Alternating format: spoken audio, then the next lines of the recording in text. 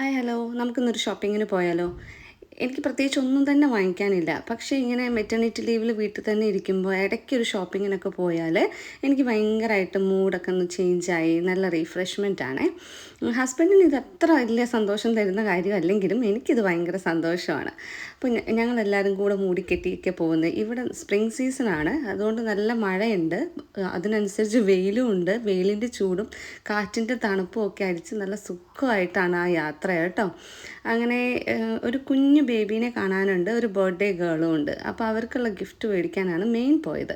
അവർക്കുള്ള ഗിഫ്റ്റ് വാങ്ങിച്ചതിന് ശേഷം അവിടെയൊക്കെ ഒന്ന് ചുറ്റിക്കറങ്ങി, മോന് കുറച്ച് റൈഡ്സിലൊക്കെ കയറി, അവന് വേണ്ട കുറച്ച് ടോയ്സൊക്കെ വാങ്ങിച്ച് ഞങ്ങൾ ചുമ്മാ ഒന്ന് അവിടെ ഇവിടെ കുറച്ച് ദൂരെയൊക്കെ പോകണമെന്ന് ആഗ്രഹമുണ്ട്. പക്ഷെ തീരെ കുഞ്ഞു ബേബി ആയതുകൊണ്ട് ഇപ്പം ദൂരേക്കൊന്നും പോകാൻ പറ്റില്ല.